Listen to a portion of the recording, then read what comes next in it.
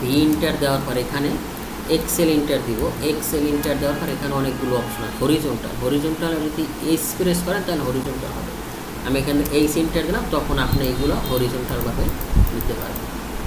হরিজন্টালভাবে এখন কিন্তু আপনি ইচ্ছা করে নিতে পারতেন। এখনও কিন্তু আপনি ডাইমেনশন দিতে পারতেছেন না, কিন্তু আপনি নিতে পারতেছেন যে আমি সোজা চাই, সোজা নিতে পারি। ওকে, তারপর আপনি আবার যদি এক্সেল এন্টার দেন, এক্সেল এন্টারে যদি আপনি ভার্টিক্যাল চান তাহলে ভিইআর এর যদি ভি প্রেস করেন এখন আপনি ভার্টিক্যালও নিতে পারতেছেন, কিন্তু আপনি মাপ অনুযায়ী নিতে পারতেছেন, ঠিক না?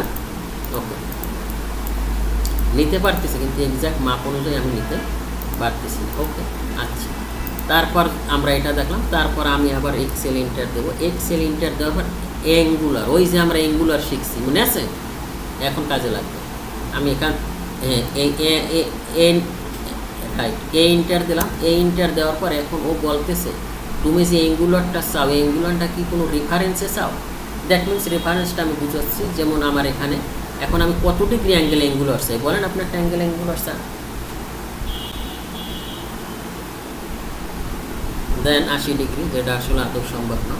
এখানে 80 ডিগ্রি দিলাম। 80 ডিগ্রি দেওয়া এটা কিন্তু আমার 80 ডিগ্রি অ্যাঙ্গেল হয়েছে, দেখছেন? তাহলে এখন বলছেন কনস্ট্রাকশন লাইনটা কেন কাজে লাগবে? যে আপনি সেকশন 80 ডিগ্রি অ্যাঙ্গেল লাগবে, 35 ডিগ্রি অ্যাঙ্গেল লাগবে, এগুলো আমি লইবেন, আপনার কিন্তু করতে হবে ভাই। এই যে আমি তো পারি, ঠিক না? এখানে 80 ডিগ্রি অ্যাঙ্গেলে দিলে এখন এটা আমার 80 ডিগ্রি অ্যাঙ্গেল আছে কি না সেটা আমি কীভাবে দেখব?